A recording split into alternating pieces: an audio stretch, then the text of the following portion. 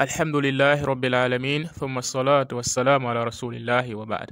Alors, lui aussi c'est un autre menteur qui mitonne qu'il était musulman, il serait descendant du prophète. Avant de le démasquer, écoutons-le d'abord. Bonjour, je m'appelle actuellement Joseph Fadel, je suis marié, j'ai 4 enfants, 2 garçons et 2 filles.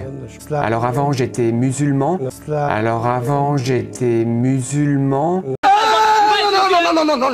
Là, tu touches à ma sensibilité. Tu mens, il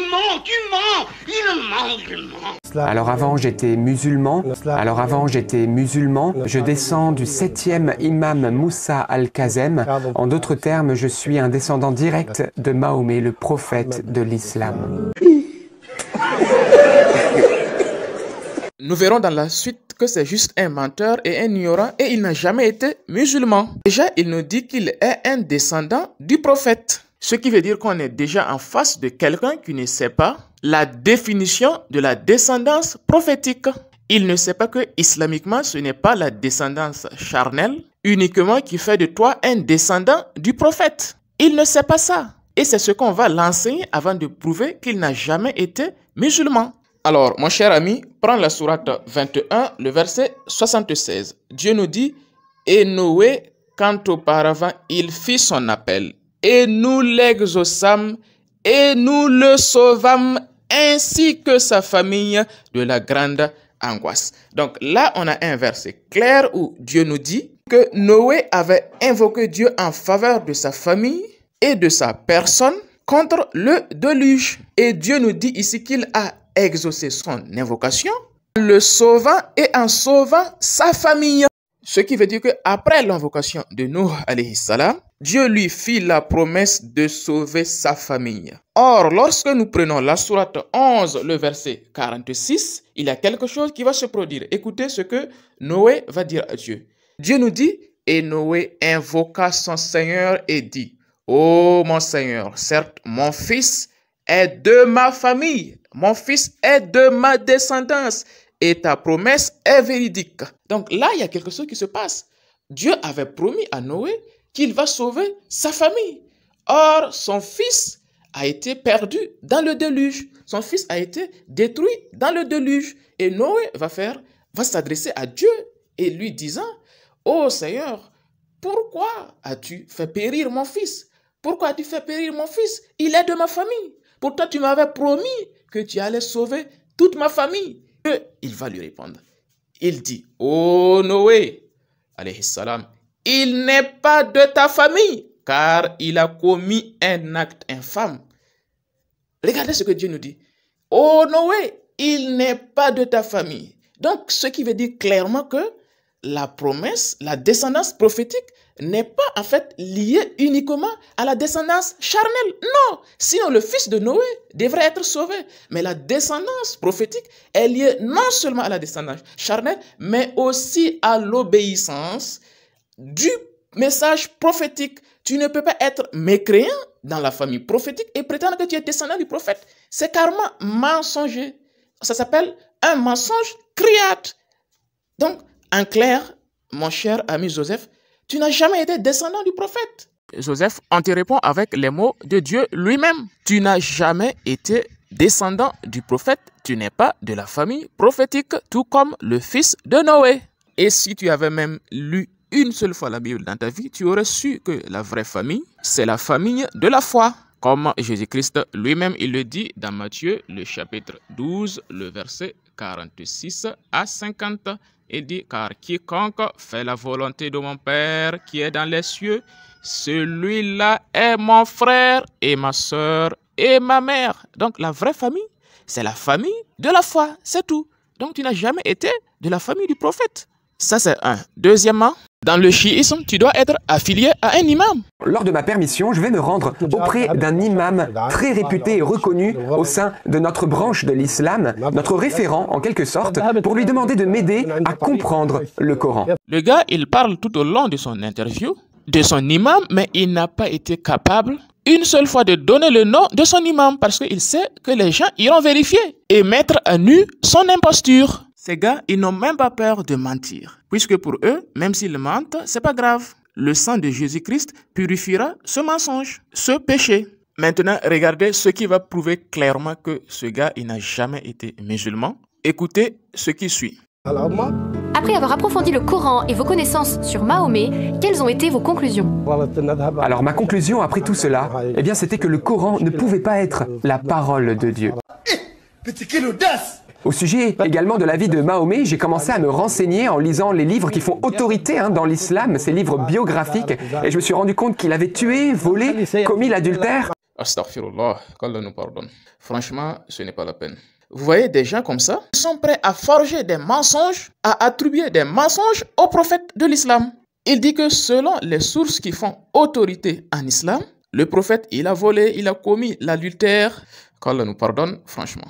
C'est quelle source de l'islam qui dit que le prophète, il a volé, qui dit que le prophète, il a commis l'adultère? Vous voyez qu'il ne donne aucune source de ce qu'il avance, parce qu'il sait qu'il sera refuté, qu'il sera corrigé jusqu'à la moelle épinière. Ce sont des tricheurs, ces gars. Mais oui, c'est clair. Le même prophète qui, dans sa loi instituée par Dieu, qui est la charia, qui prescrit la coupure des mains du voleur et de la voleuse, c'est ce prophète que vous veniez lui attribuer le vol.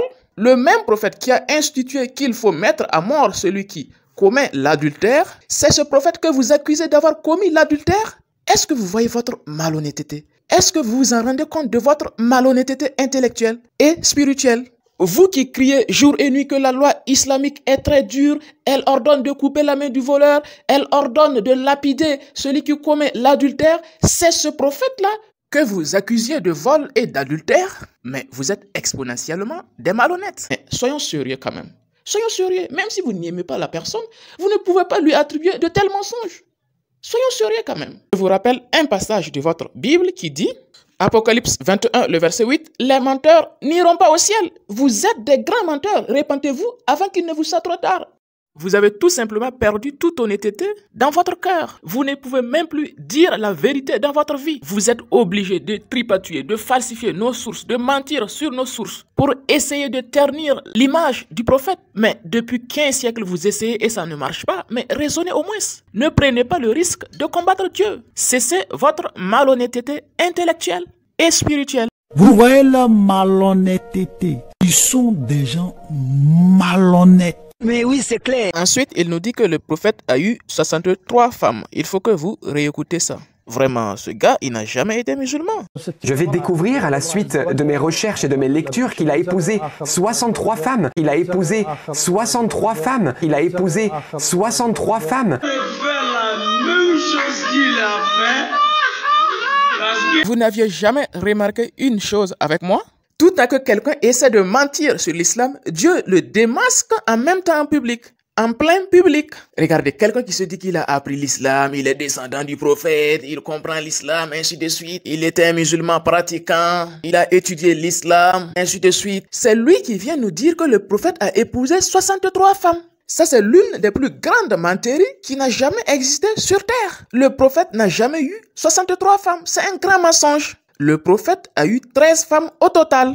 Mais c'est quelle source qui fait autorité en islam qui dit que le prophète a eu 63 femmes? Ça n'existe pas. C'est un grand mensonge. Ça prouve clairement que ce moron, il n'a jamais été musulman. C'est un grand ignorant et menteur. Alhamdoulilah, Dieu, il démasque toujours les menteurs. Mais oui, c'est clair. Il a épousé 63 femmes. Il a épousé 63 femmes.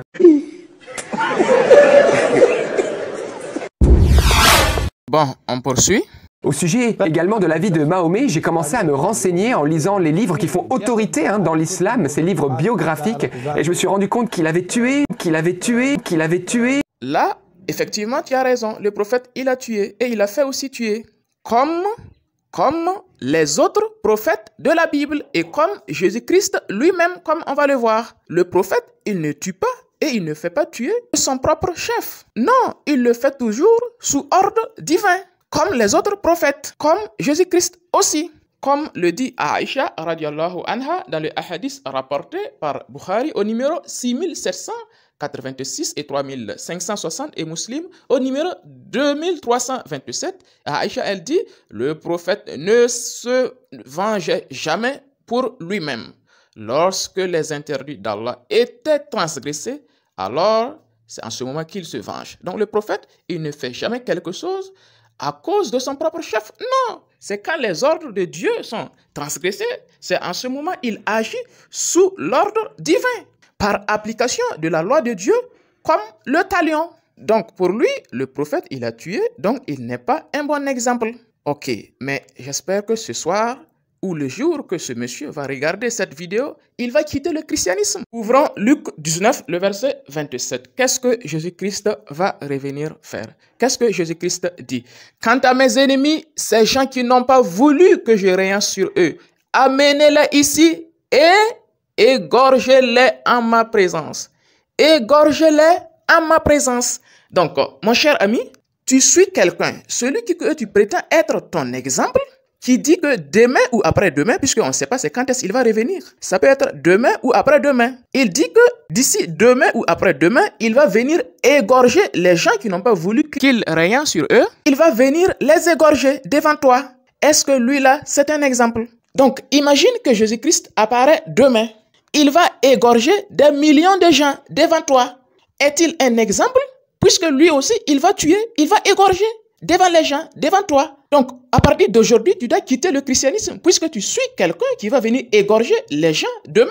Un égorgeur d'humains, comme ce que font les terroristes actuellement, puisque ce seraient les raisons qui t'ont poussé à quitter l'islam. Donc, de même, tu dois quitter le christianisme si tu es honnête, puisque Jésus-Christ, c'est un égorgeur. Selon la Bible, ce n'est même pas selon le Coran, ni selon les sources islamiques, c'est selon la Bible. Demain, il va venir égorger les gens devant toi. Demain ou même avant-demain. Vous voyez l'hypocrisie et la malhonnêteté des chrétiens aujourd'hui. Ils attendent tous d'ici le soir ou d'ici demain un futur égorgeur d'humains, ce que l'on appellerait aujourd'hui le terrorisme. Ils attendent tous un futur terroriste, égorgeur d'humains, selon leur propre Bible, et ils croient en lui comme leur exemple. Et en même temps, c'est eux qui prétendent que le prophète aurait tué des gens, donc il n'est pas un bel exemple à suivre. Vous voyez leur hypocrisie. Vous voyez leur malhonnêteté. Ils sont des gens malhonnêtes. À moins que vous ne soyez vraiment des malhonnêtes, vous ne pouvez pas rejeter le prophète prétextant qu'il aurait tué des gens, qu'il aurait fait le djihad, tout en croyant en quelqu'un qui va venir ce soir massacrer les gens, égorger les gens devant vous. Vous êtes soit des ignorants, soit des malhonnêtes.